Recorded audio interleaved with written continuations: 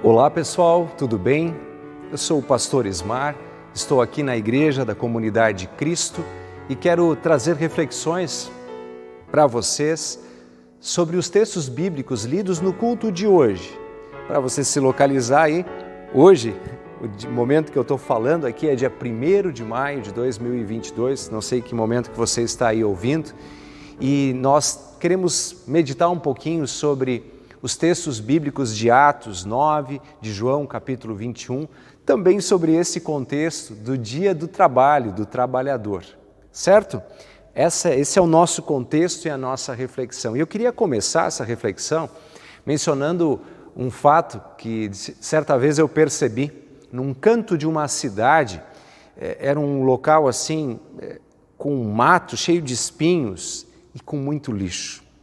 Era um local que eu visualizei assim, que até me impressionou por estar tão feio, tão mal cuidado, lixo, espinhos, como eu disse. O curioso é que um tempo depois, eu passei nesse mesmo lugar e o local estava assim, transformado.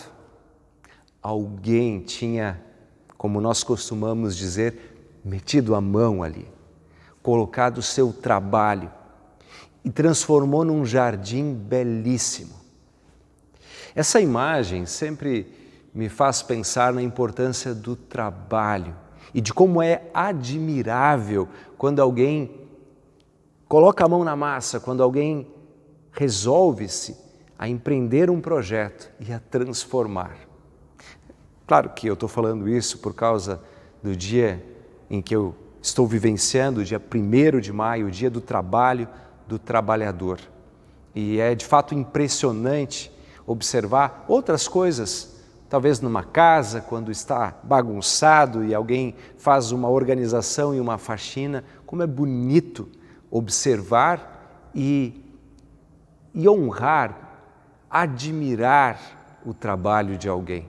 O trabalho humano, de fato, é admirável. Assim como o trabalho por instinto ou não de alguns animais, como as abelhas, por exemplo, pensem, né? Toda aquela organização na colmeia, o mel. Mas o que eu realmente quero convidar você a refletir é sobre o trabalho de Deus. Pessoal, nós temos que aprender a perceber cada vez mais Deus trabalhando e as obras de suas mãos.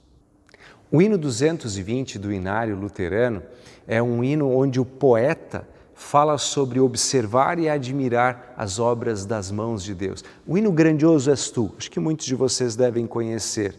A letra desse hino começa dizendo: Senhor meu Deus, quando eu maravilhado os grandes feitos vejo da Tua mão.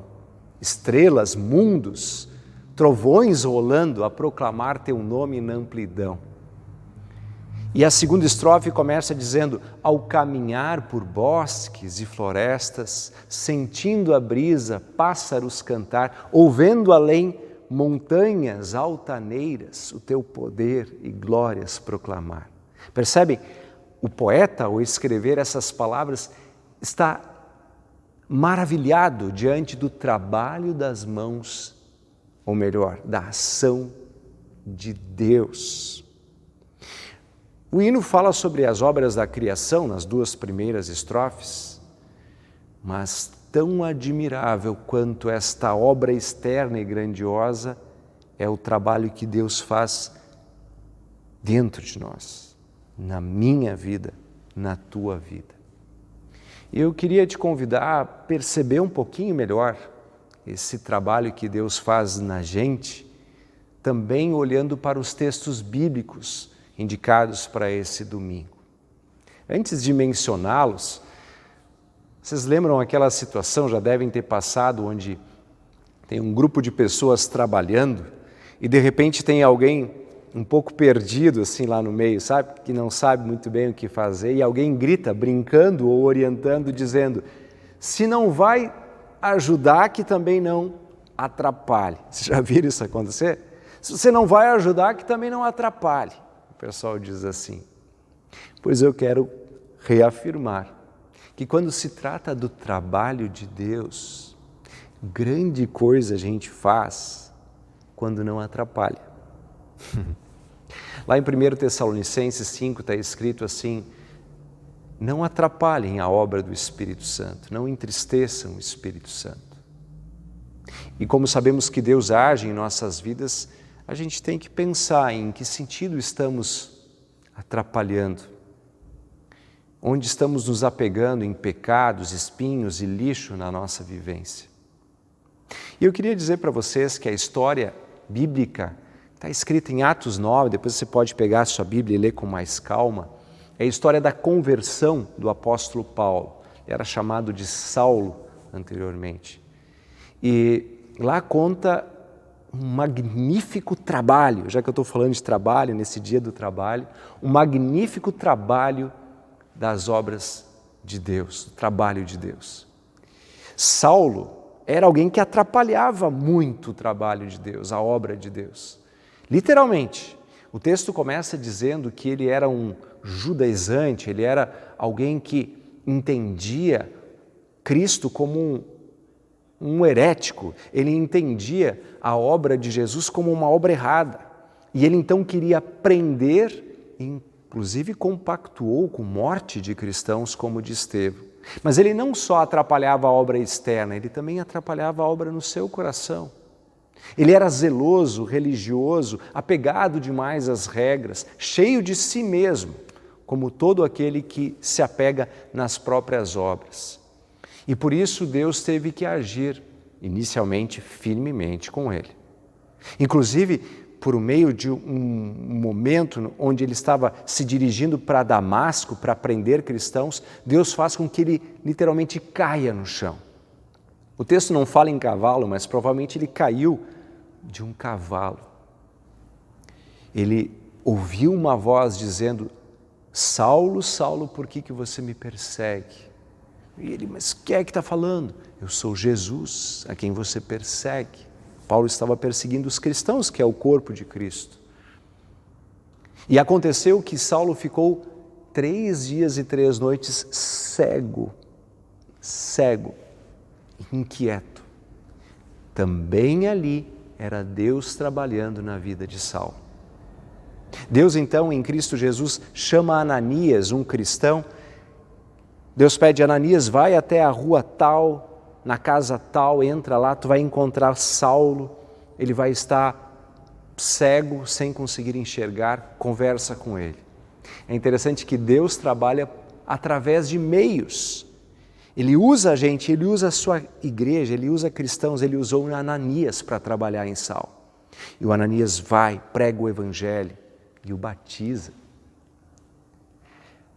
Deus continuou trabalhando na vida de Saulo, moldando essa vida, mas ali foi feito o trabalho mais impressionante, que é o trabalho da conversão.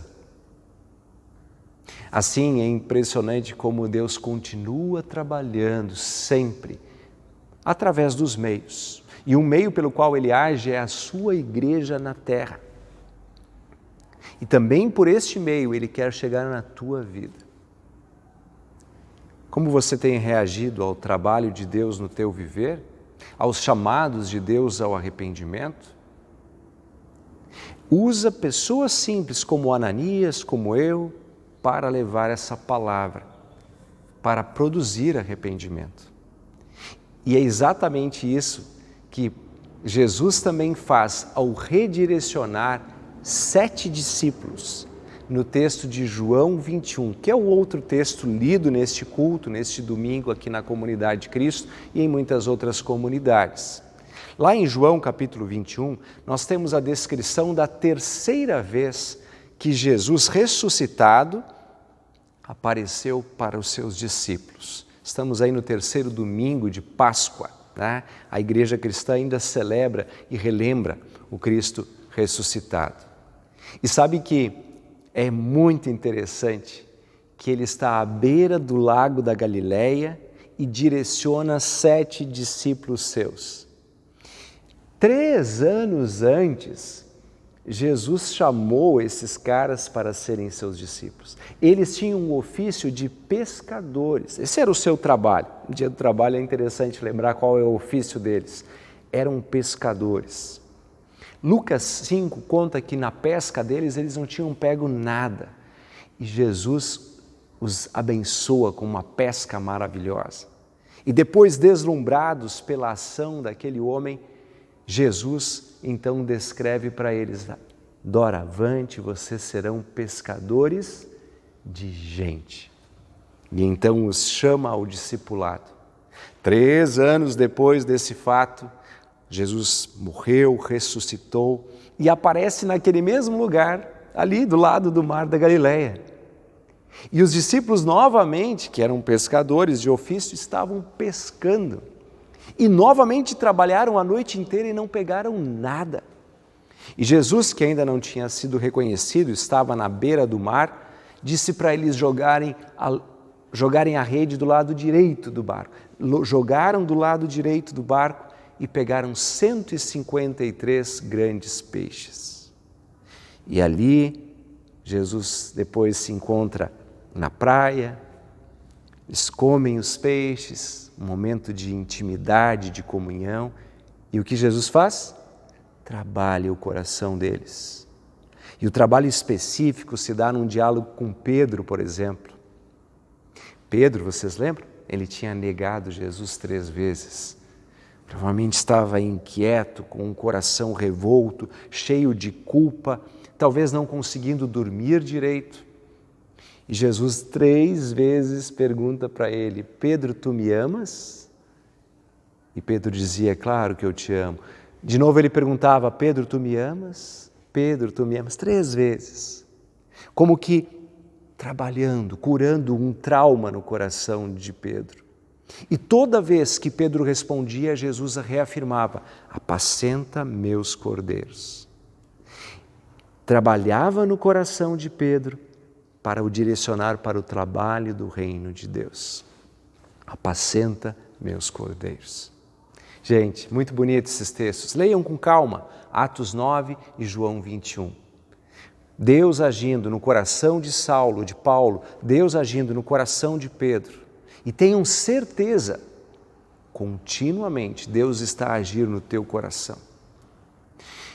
E a gente tem que ter essa confiança de colocar a nossa vida nas mãos dele.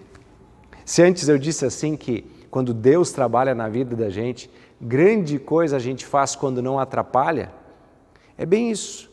Se Jesus diz: negue-te, tome a sua cruz, siga-me, negue-se a si mesmo, ele diz assim, é negar o nosso egocentrismo, o nosso egoísmo, é tirar o nosso eu de jogada e deixar Deus trabalhar. Se ele diz: entrega o teu caminho ao Senhor, confia nele, o mais ele fará, nas palavras do salmista, ele diz: deixa comigo, deixa o trabalho para um especialista, eu cuido do teu coração. Eu transformo e redireciono as coisas. E assim, mesmo naquelas horas difíceis, sabe? Naquelas horas em que talvez como Saulo a gente encontre 3 dias de cegueira, de dúvidas, há um momento em que a luz da palavra dá a visão. O Salmo 30 diz que o choro pode durar uma noite, mas que a alegria vem de novo pela manhã. E muitas vezes é nesta hora do choro que Deus está trabalhando mais intensamente no teu coração. Creia, tenha esperança. Talvez a noite inteira seja sem conseguir pesca alguma, mas pela manhã venha pesca maravilhosa. Deus está trabalhando.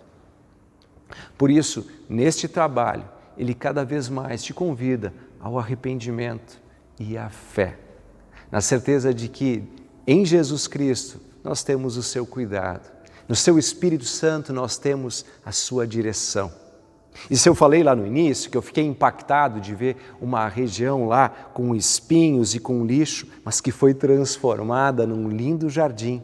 Sabemos que Deus criou o mundo e colocou a humanidade no jardim do Éden, mas que o pecado transformou em lixo e espinhos.